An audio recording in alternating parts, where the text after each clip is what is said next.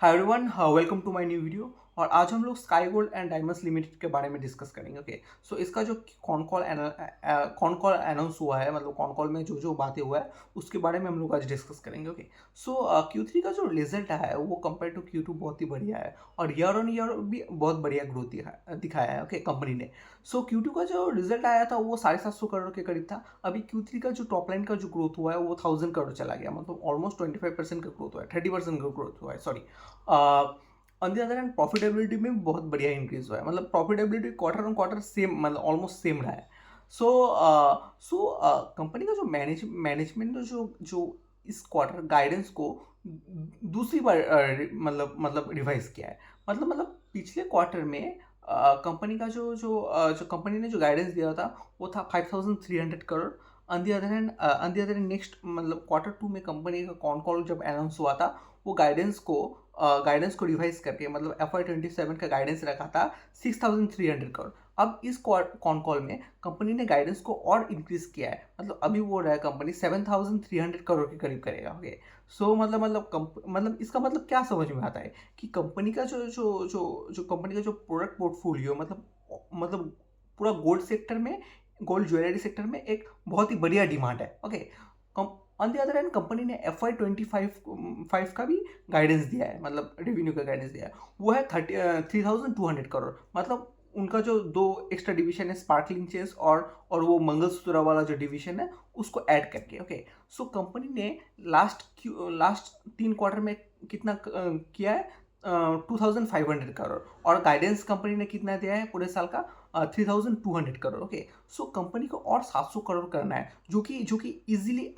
Achievable मुझे लगता है। ओके, और कंपनी ने मतलब ये जो Q4 का जो कुछ इंसाइट दिया कि कैसा चल रहा है। सो कंपनी का जो क्वार्टर 4 है कंपेयर टू Q3 वो बहुत ही बेटर जा रहा है, और कंपनी ने कुछ नए क्लाइंट्स को भी ऑर्डर मतलब ऑन बोर्ड किया है। जैसे जैसे आदित्य बिरला का जो इंद्रिया जो एक नया गोल्ड डिवीजन में आ रहा है, वो लोग उनको उनको ऑन बोर्ड किया है। और कंपनी को जो इंद्रिया मतलब आदित्य बिरला का जो इंद्रिया है उनसे नेक्स्ट 1-2 साल में 50 करोड़ के जैसा मतलब ऑर्डर तो आएगा ही आएगा, ये गारंटीड है। Okay, on the other hand company ने पीएन पीएन गडकील और टाइटन का जो वो डायमंड वाला जो डिवीजन है, आई थिंक मैं नाम भूल गया उसका। सो उसको भी ऑन बोर्ड किया है। ओके, कंपनी के पास एक डाइवर्सिफाई पोर्टफोलियो है, जैसे मतलब डाइवर्सिफाई क्लाइंट्स है, RBJ jewellers, PN Gadgil. Okay, sorry, RBJ jewellers, sorry, PN Gadgil, Senco gold, Kalyan. On the other hand इस बार टाइटन का जो डायमंड वाला डिवीजन है उसको भी एक्वायर कर लिया। और कंपनी को लगता है कि कंपनी मतलब टाइटन के साथ डिस्कशन में है कि और बहुत ही जल्द कंपनी को इनसे ऑर्डर मिलने वाला है, कंपनी को लगता है। ओके, सो कंपनी का एक अच्छा क्लाइंट पोर्टफोलियो है, और कंपनी ने कहा है कि हमारे जो क्लाइंट्स हैं वो आगे जाके इतना रैपिड स्केल में एक्सपेंशन करेगा कि हम लोगों की बहुत ज़्यादा से ज़्यादा वो हमारे क्लाइंट से, एग्जिस्टिंग क्लाइंट से ऑर्डर मिलेगा। और हम लोग अगर कुछ नए क्लाइंट्स को ऑनबोर्ड कर दे तो यहाँ पे तो सोने पे सुहागा हो रहा है। ओके, सो यही हम लोगों को देखना है कि कंपनी का बिजनेस और कौन से दिशा पे जा रहा है। अंदर कंपनी का जो टोटल मैन्युफैक्चरिंग कैपेसिटी है 1 टन का है। ओके, आरबीजे ज्वेलर्स का अगर देखें तो उसका मतलब उनसे डबल है, मतलब 2 टन का है। और कंपनी का मैनेजमेंट का गाइडेंस किया है नेक्स्ट 1 से 2 साल में कंपनी जो है वो अपना जो मैन्युफैक्चरिंग कैपेसिटी है वो 1 टन से सीधा 4 टन करेंगे, मतलब ऑलमोस्ट 4x की कैपेसिटी होने वाला है। अब कैपेसिटी एक्सपेंशन होने का मतलब क्या है, कंपनी यहाँ पे एक अच्छा डिमांड देख रहा है तभी ना कंपनी एक्सपेंशन कर रहा है। आप अपना दुकान पे सामान मतलब कब बढ़ाओगे, मतलब एक दुकान से 2 दुकान कब जाओगे, जब आपको वो पर्टिकुलर सेक्टर में मतलब डिमांड देखेगा। ओके, डिमांड देखेगा। अंदर एंड इकोनॉमी इतना स्पीड में ग्रो कर रहा है, लोगों के पास डिस्पोजेबल इनकम आ रहा है। So on the other hand जो इसके लिए क्या हो रहा है, जो इंडियन ज्वेलरी मार्केट जो है उसका ग्रोथ तो आ रहा है। ऑन द अदर हैंड जो शिप जो हो रहा है वो अनऑर्गेनाइज से ऑर्गेनाइज्ड के करीब ज़्यादा जा रहा है। ओके, सो अगर हम लोग अगर कंपनी का मैनेजमेंट का अगर सुने तो उन्होंने कहा है 2035 के आगे आगे कंपनी टोटल ऑर्गेनाइज्ड मार्केट जो है और इंडियन ऑर्गेनाइज्ड ज्वेलरी मार्केट जो है वो उसका जो जो जो परसेंटेज है वो 70% हो जाएगा। लेकिन लेकिन अभी नया गाइडेंस कंपनी ने दिया है कि by the end of FY30 जो है वो गाइडेंस जो है वो इजीली अचीवेबल हो जाएगा। मतलब FY30 के आगे आगे ही मतलब इंडिया का जो ऑर्गेनाइज मार्केट का जो शेयर है वो 60% हो जाएगा। ओके, सो मतलब ये बहुत ही मतलब अच्छा गाइडेंस है। Okay okay. On the other hand company का अगर वैल्यूएशन का अगर बात करें तो जब कंपनी अपने ऑल टाइम हाई पे था तो कंपनी का जो पीई था वो 85 का 85 था। Okay, on the other hand company का जो ईपीएस जो था वो 3.5 समथिंग था। अभी क्या हो रहा है, अभी जो ये मार्केट फॉल हुआ है उस हिसाब से कंपनी का जो जो पीई है वो डायरेक्ट 85 से 43 पे आके सस्टेन कर चुका है। मतलब पीई ऑलमोस्ट हाफ हो चुका है, वैल्यूएशन ऑलमोस्ट हाफ हो चुका है। Okay, on the other hand company का जो ग्रोथ रेट है वो सेम है। Okay, on the other hand company का जो जो ईपीएस था वो 3.5 के करोड़ के 3.5 रुपीज़ पर शेयर के करीब था।